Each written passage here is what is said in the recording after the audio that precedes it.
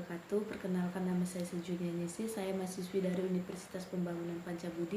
Di sini saya akan menerangkan awal mula masuk virus corona hingga tanggal 17 Mei 2020. Awal mula masuk virus corona itu berawal dari warga negara Jepang yang berkunjung ke Indonesia, yang berkunjung ke rumah ibu yang berusia 64 tahun dan putrinya berusia 31 tahun. Dan setelah dinyatakan warga negara Jepang itu positif, pemerintah Indonesia melakukan pemeriksaan terhadap dua orang warga negara Indonesia itu. Dan setelah melakukan proses panjang, ternyata dua warga negara Indonesia itu terkena positif virus corona. Dalam hitungan hari, virus corona atau COVID-19 menyebar ke beberapa wilayah Indonesia. Jumlah kasus pasien positif corona terus bertambah setiap harinya.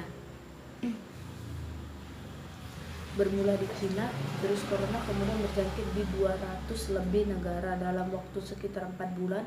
Amerika Serikat, Spanyol, Italia, dan Inggris menjadi negara-negara dengan kasus tertinggi.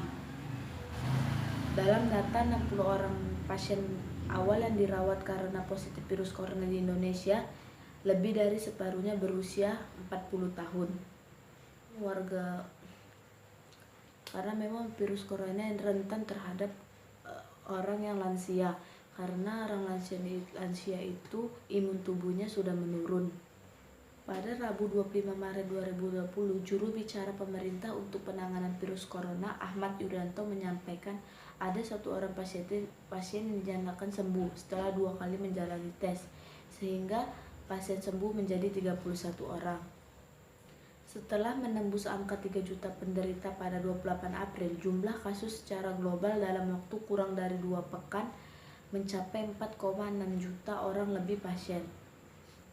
Menurut data, penambahan kasus positif mulai melaju sejak 6 April, yakni sekitar 200 sampai 300 orang per hari, lalu bergerak naik 300 sampai 400-an kasus baru per hari, dan kini mencapai 500 sampai 600-an kasus per hari.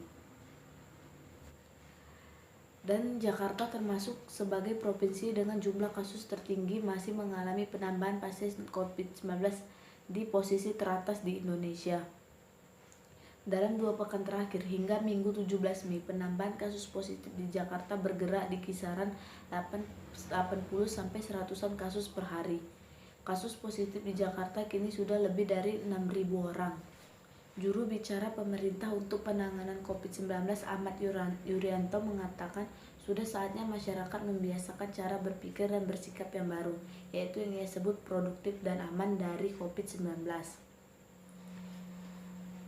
Ini berarti kembali bekerja sambil menerapkan protokol kesehatan, selalu membiasakan mencuci tangan, jangan berkerumunan di tempat keramaian, selalu menggunakan masker, hidup bersih. Harapan untuk memulai hidup dengan norma baru itu menurut Yuri yang mendasari pemerintah mengeluarkan beberapa kebijakan pelonggaran seperti pengecualian perjalanan antar wilayah bagi sejumlah kelompok masyarakat dan mengizinkan warga di bawah usia 45 tahun untuk kembali bekerja.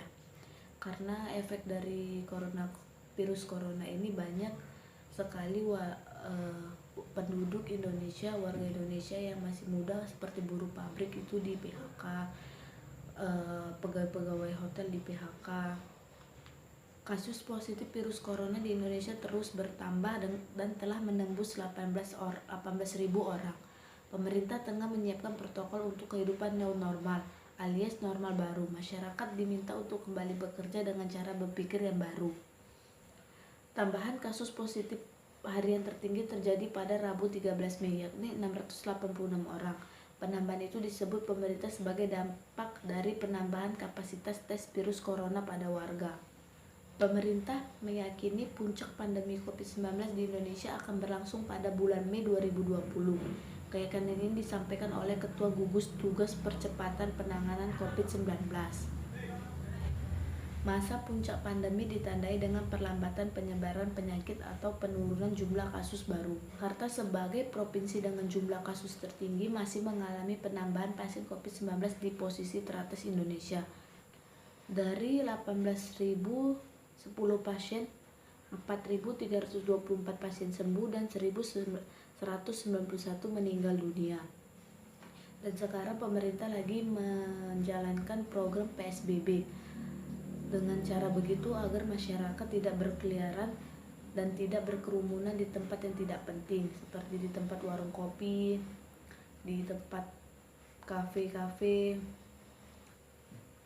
Sekian video dari saya tentang COVID-19. Semoga bermanfaat dan tetap menjalankan aturan pemerintah seperti berdiam diri di rumah jika tidak ada berkepentingan di luar, sering mencuci tangan dengan sabun, memakai masker jika keluar rumah, hidup bersih, hidup sehat, rajin olahraga, dan yang pasti jangan keluar rumah dulu karena imun kita kuat. Kita tidak tahu orang di rumah kita imunnya seperti apa.